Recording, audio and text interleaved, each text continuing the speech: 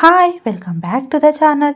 ನಾನು ಪಲ್ಲವಿ. ಮೈಸೂರಿನಲ್ಲಿ ಇದ್ದು ಉತ್ತರ ಭಾರತದ ದೆಹಲಿಯಿಂದ ಇಲ್ಲಿಗೆ ಬಂದಿದ್ದೇನೆ. ಇಲ್ಲಿಗೆ ಬಂದು ಹಲವಾರು ವರ್ಷಗಳಾಗಿದ್ದರಿಂದ ನನಗೆ ಕನ್ನಡ ತುಂಬ ಚೆನ್ನಾಗಿಯೇ ಬರುತ್ತೆ. ಈಗ ನೇರವಾಗಿ ಕತೆಗೆ ಹೋಗೋಣ.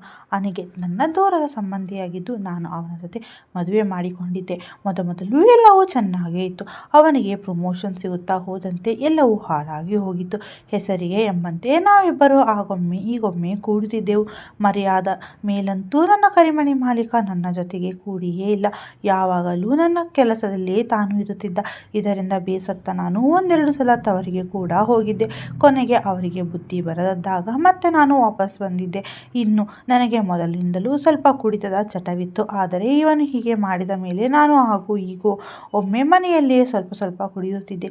ಹೀಗಿದ್ದಾಗ ಒಂದು ದಿನ ಯಾವುದೋ ಕೆಲಸದ ನಿಮಿತ್ತ ನನ್ನ ಯಜಮಾನ ಹಳ್ಳಿಗೆ ಹೋದಾಗ ತನ್ನ ಚಿಕ್ಕಪ್ಪ ಎಂದು ನಮ್ಮ ಮನೆಗೆ ಅವರನ್ನು ಕರೆದುಕೊಂಡು ಬಂದಿದ್ದ. ಇದಾದ ಮೇಲೆ ನಾನು ಕುಡಿಯುವುದಕ್ಕೆ ಕಷ್ಟ ಆಗಿತ್ತು. ಆಮೇಲೆ ನಾನಾಯಿತು, ನನ್ನ ಮಗುವಾಯಿತು ಎಂಬಂತೆ ಸುಮ್ಮನೆ ಅಡುಗೆ ಮಾಡಿಕೊಂಡು ಇದ್ದೆ. ಹೀಗೆ 4 ತಿಂಗಳು ಆಗಿತ್ತು. ನನ್ನ ಉತ್ತರ ಭಾರತದ ಸ್ನೇಹಿತನೊಬ್ಬ ಇದೇ ಊರಿಗೆ ಬಂದಿದ್ದ. ಅವನ ಹೆಸರು ಮಾತ್ರ ಸ್ನೇಹಿತನಾಗಿದೆ, ಏಕೆಂದರೆ ನಾವಿಬ್ಬರು ನಮಗೆ ಬೇಕಾದಾಗ ಎಲ್ಲವನ್ನೂ ಮಾಡುತ್ತಿದ್ದೆವು. ಆದರೆ ನಮ್ಮ ನಡುವೆ ಯಾವುದೇ ಪ್ರೀತಿ ಇರಲಿಲ್ಲ. ಅವನು ಊರಿಗೆ ಬಂದಿದ್ದೇ ತಡ ನನಗೆ ಫೋನ್ ಮಾಡಿದ. ನಾನು ಆವಾಗವಾಗ ಅವನನ್ನು ಭೇಟಿಯಾಗಲು ಹೋಗುತ್ತಿದ್ದೆ. ನಮ್ಮ ಮನೆಗೂ ಅವನು ಬರುತ್ತಿದ್ದ. ಆದರೆ ಮನೆಯಲ್ಲಿ ನನ್ನ ಯಜಮಾನ ಚಿಕ್ಕಪ್ಪ ಇದ್ದಿದ್ದರಿಂದ ಏನೂ ನಡೆಯಲು ಅವಕಾಶ ಇದ್ದಿರಲಿಲ್ಲ. ಮೊದಲೇ ಹಸುವಿನಿಂದ ಕಂಗೆಟ್ಟು ಬೆರಳು ಹಾಕಿಕೊಂಡು ವಾರಕ್ಕೆ 2 ಬಾರಿ ವಾಂತಿ ಮಾಡುತ್ತಿದ್ದೆ. ನನಗೆ ಅವನು ಕಂಡು ಸಂತೋಷವಾಗಿತ್ತು. ನನ್ನ ಹಸಿವನ್ನು ನೀಗಿಸುವವನು ಇವನೇ ಎಂದು ಕಾಯುತ್ತಿದ್ದೆ. ಹೀಗೆ ಒಂದು ದಿನ ನನ್ನ ಯಜಮಾನ ಆಫೀಸಿನಿಂದ ಬಂದು ವಿದೇಶಕ್ಕೆ ಹೋಗುತ್ತಾ ಇದ್ದೇನೆ, ಸ್ವಲ್ಪ ದಿನ ಟ್ರೈನಿಂಗ್ ಇದೆ, ಬರೋದಕ್ಕೆ 2 ತಿಂಗಳು ಆಗುತ್ತೆ ಎಂದು ಹೇಳಿದ. ನಾನು ಸರಿ ಎಂದು ಹೇಳಿದೆ. ಅವನು ಹೋದ ದಿನವೇ ನನಗೆ ಖುಷಿಯಾಗಿ ಬಿಟ್ಟಿತ್ತು. ನನ್ನ ಸ್ನೇಹಿತನಿಗೆ ಫೋನ್ ಮಾಡಿ ಮೊದಲಿನಂತೆ ಹಸಿವನ್ನು ನೀಗಿಸು, ನನಗೆ ತೃಪ್ತಿಯೇ ಆಗಿಲ್ಲ ಎಂದಾಗ ಅವನು ಹಿಂದೆ ಮುಂದೆ ಯೋಚನೆ ಮಾಡದೆ ಸರಿ ಎಂದು ಹೇಳಿದ. ಒಂದು ದಿನ ನಮ್ಮ ಯಜಮಾನನ ಚಿಕ್ಕಪ್ಪನಿಗೆ ಸಂತೆ ತರಲು ಕಳುಹಿಸಿ ಅವನನ್ನು ಮನೆಗೆ ಕರೆಸಿಕೊಂಡಿದ್ದೆ. ಆದರೆ ದುರಾದೃಷ್ಟ ಎಂಬಂತೆ ಅವತ್ತೇ ಅವರ ಬಳಿ ಮನೆಯ ಇನ್ನೊಂದು ಕೀ ಇದ್ದಿದ್ದರಿಂದ ಅವರು ಮನೆಯೊಳಗೆ ಬಂದು ನಮ್ಮನ್ನು ನೋಡಿಬಿಟ್ಟರು. ಆಮೇಲೆ ನನ್ನ ಸ್ನೇಹಿತ ಅಲ್ಲಿಂದ ಹೋದವ ಮತ್ತೆ ಸುಳಿಯಲೇ ಇಲ್ಲ.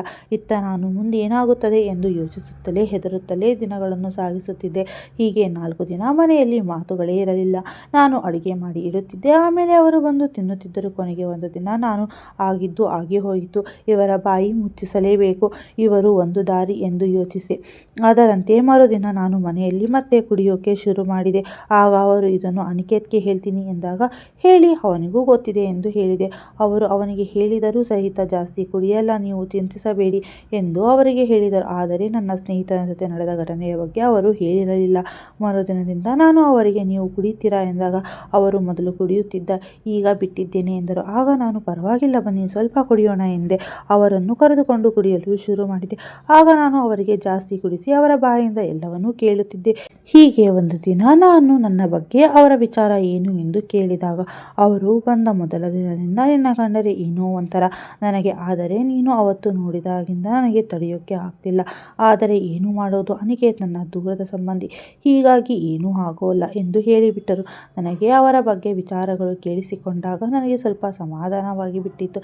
ಏಕೆಂದರೆ ಇವರು ಬಾಯಿ ಮುಚ್ಚಿಸಲು ಮತ್ತು ನನ್ನ ಬದುಕು ಸರಿಯಾದ ಹಾದಿಯಲ್ಲಿ ಇರಬೇಕಾದರೆ ಇವರಿಗೆ ಬೇಕಾದ್ದನ್ನು ನಾನು ಕೊಡಲೇಬೇಕು. ನಾನು ಒಮ್ಮೆ ಇವರಿಗೆ ಕೊಟ್ಟರೆ ಮತ್ತೆ ಕೇಳುತ್ತಾರೆ. ಹಾಗಾಗಿ ಸ್ವಲ್ಪ ರುಚಿ ಹೆಚ್ಚಿಸಬೇಕು ಎಂದು ಯೋಚಿಸಿ ಕುಳಿತಲ್ಲಿಯೇ ನನ್ನ ಸೌಂದರ್ಯ ಕಾಣುವಂತೆ ಮಾಡತೊಡಗಿದೆ. ಅವರು ಅದನ್ನು ನೋಡತೊಡಗಿದ್ದರು.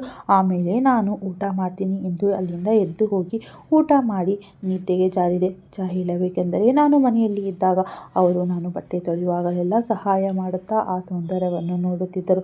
ಮತ್ತೊಬ್ಬನ ಜೊತೆಗೆ ಸುಖವಾಗಿದ್ದು ತನಗೆ ಗೊತ್ತಾಗಿದ್ದೇ ತಡ, ತಾನೇಕೆ ಪ್ರಯತ್ನ ಪಡಬಾರದು ಎಂದು ಅವರು ಯೋಚನೆ ಮಾಡುತ್ತಿದ್ದರು.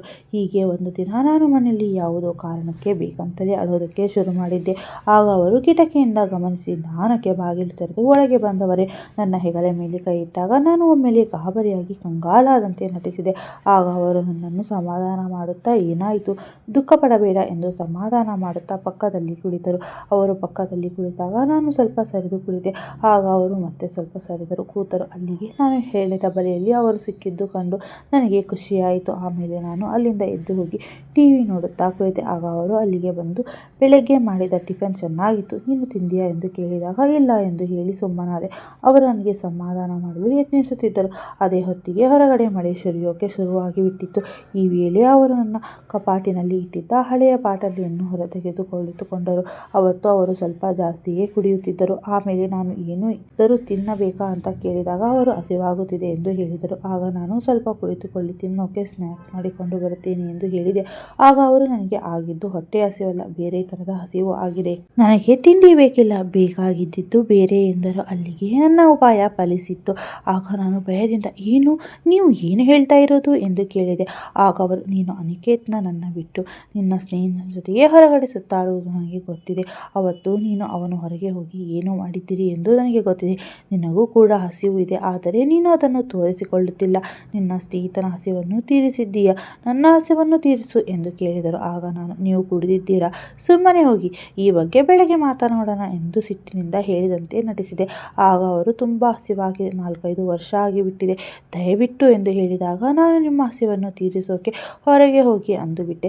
ಇದೆಲ್ಲ ಏನು ಎಂದು ಹೇಳಿದೆ. ಆಗ ಅವರು, ಸರಿಯಾಗಿದ್ದರೆ ಎಲ್ಲವನ್ನು ಅನಿಕೇತ್ಗೆ ಫೋನ್ ಮಾಡಿ ಹೇಳ್ತೇನೆ ಎಂದು ಹೇಳಿದೆ. ತಡ ನನಗೆ ಭಯವಾಗೋಕೆ ಶುರುವಾಯಿತು, ಏಕೆಂದರೆ ಮೊದಲೇ ಕುಡಿದ ನಶೆಯಲ್ಲಿ ಇದ್ದಾರೆ.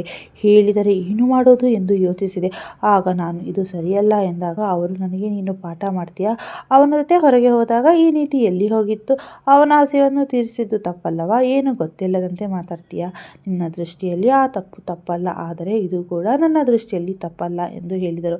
ಆಮೇಲೆ ಅವರೇ, ನೋಡು, ಇದು ನಿನ್ನ ಜೀವನದ ಪ್ರಶ್ನೆ, ನಾನು ಉರುಳಿ ಹೋಗುವ ಮರ, ಸುಮಾರು ಎಂದರೆ ಇನ್ನೊಂದು 10 ವರ್ಷ ಬದುಕಬಹುದು, ಆದರೆ ನೀನು ಇನ್ನು ಸುಮಾರು ವರ್ಷ ಬದುಕಬೇಕು.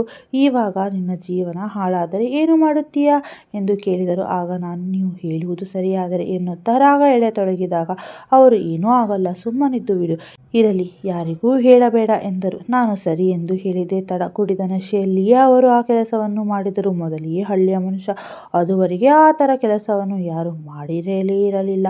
ಅದನ್ನು ಕಂಡು ನಾನು ಗಾಬರಿಯಾಗಿದ್ದೆ. ಆಮೇಲೆ ಎಲ್ಲವೂ ಸರಿಯಾಗಿ ಆಯಿತು. ಇದಾದ ಮೇಲೆ ನನ್ನ ಯಜಮಾನ ಫೋನ್ ಮಾಡಿದ್ದ.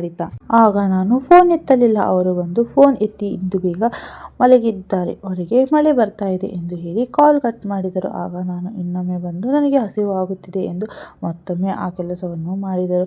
ಹೇಳಿದಾಗ ಅವರಿಗೆ ಬೇರೆ ದಾರಿ ಇರಲಿಲ್ಲ. ಮರುದಿನ ಇಬ್ಬರು ಟಿಫಿನ್ಗೆ ಕೂತಾಗ, ನೋಡು, ನಿನ್ನೆಯ ಕೆಲಸ ನಾನು ಯಾವತ್ತೂ ಮರೆಯುವುದಿಲ್ಲ ಎಂದು ಹೇಳಿದರು.